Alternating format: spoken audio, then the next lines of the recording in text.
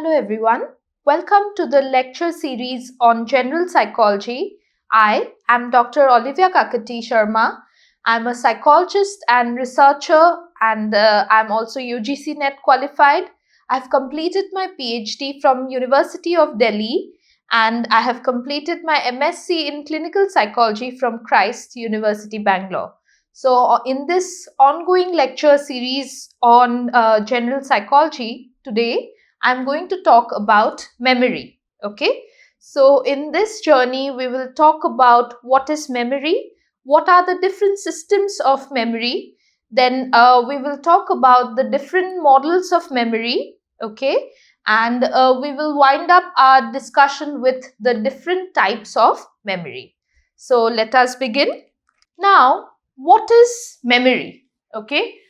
When we hear the word memory, the first thing what comes to our mind is the different things that are stored in us, right? So memory is sometimes correlated with that of a store, but we see that a memory is more than that. Okay, it is defined as the active mental system, active mental system. So memory is not just an information store, but it is an active mental system where information is constantly being encoded, stored and retrieved from time to time. So why is studying memory important? Because memory is very fundamental to learning, identity as well as everyday functioning, right? So from the moment on we wake up in the morning, everything that we do is dependent on our memory, right? So when you first wake up from your bed, you want to find where your pair of slippers are, right? So that involves retrieving of information of about where you kept your slippers last night before sleeping, right? So from the very small tasks to actually doing well in exams or doing something meaningful, everything has some component of memory embedded in it. Okay. So from remembering passwords to processing emotional experiences, memory is central to both adaptive behavior as well as to clinical dysfunction. Okay. So if we look at the definition of memory, we see that memory is not a single entity but a set of interrelated systems. Okay, that operate across different time scales. So we see in this definition there are three important points.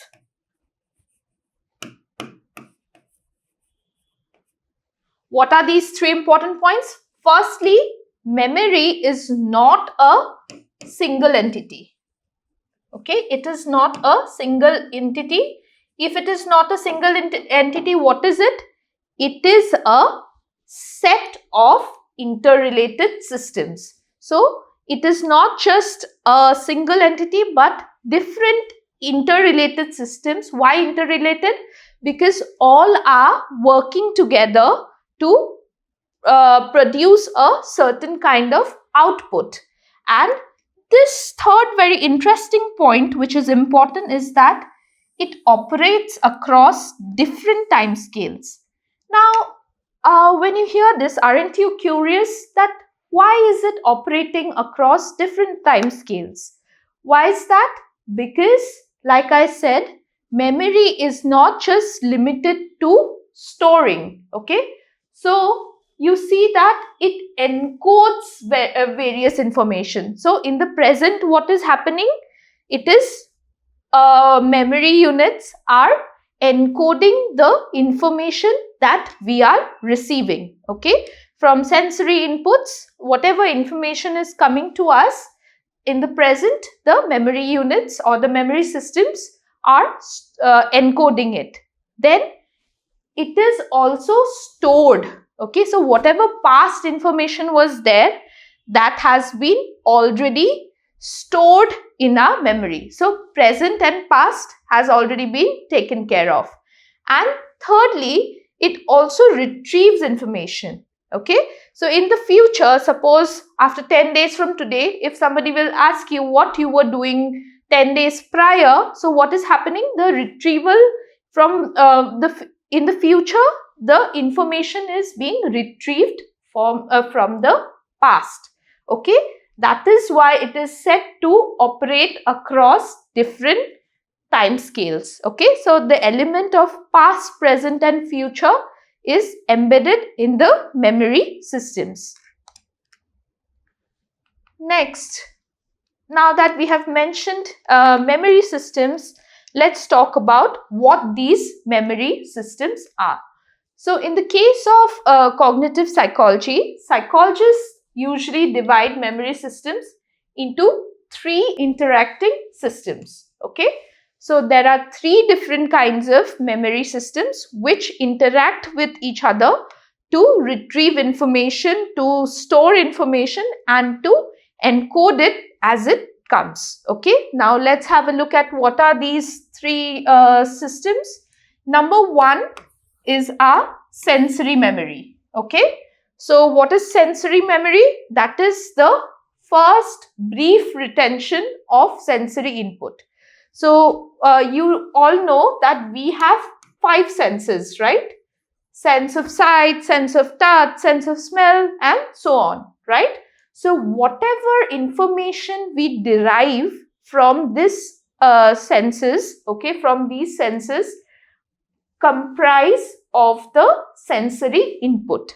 Okay, so once we get some information from these 5 sense organs, that information is briefly retained, briefly as in for a while it is retained in the memory system called the sensory memory. It's very easy to remember since it's retaining sensory input, so it's called the sensory memory system. Okay, then next comes the short-term memory system.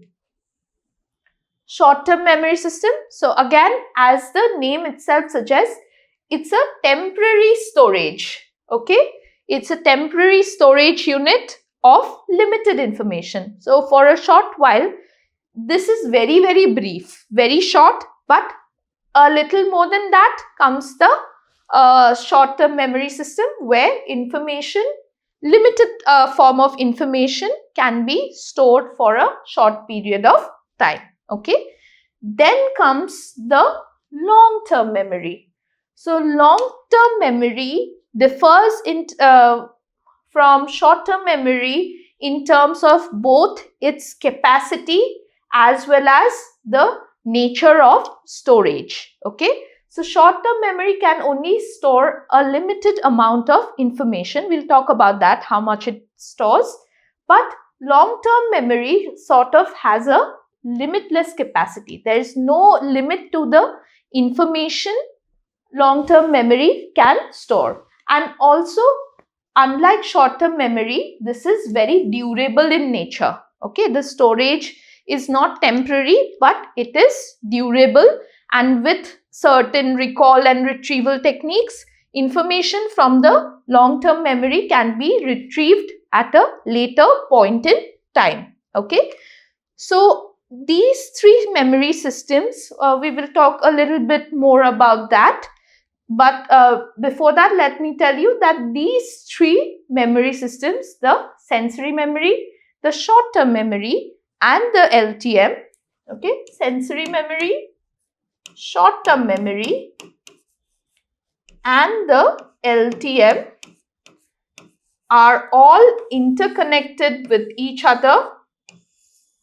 Okay, and they form the foundation of the most famous model of theory of memory, or the model of memory called the Atkinson-Shiffrin model, or the information processing theory of memory.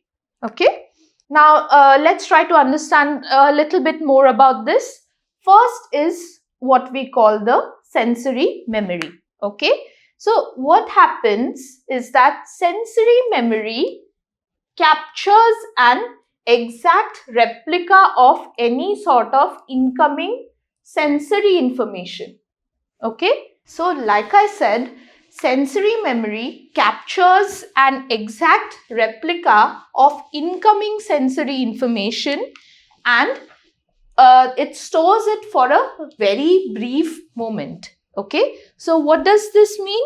That any sort of stimuli we see in the environment, what does this sensory memory do? It, like a small, image or a small replica of what stimuli we see in the environment, or whatever the, not just see, whatever stimuli we witness in the environment, a exact replica of that incoming sensory information is replicated in our sensory memory storage for a very brief moment. Okay, so sensory memory can be divided into two components.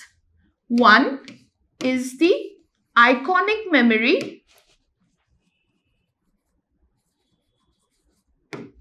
and one is the echoic memory. Echoic memory. So, iconic memory and echoic memory. Okay, so iconic memory holds the visual input. Iconic memory is something that depends on our visual input. That is what we see with our eyes. And how long does it store? Briefly, about for 0.5 to a second. Okay, that is the storage limit of sensory memory. Whereas our echoic memory, it retains auditory information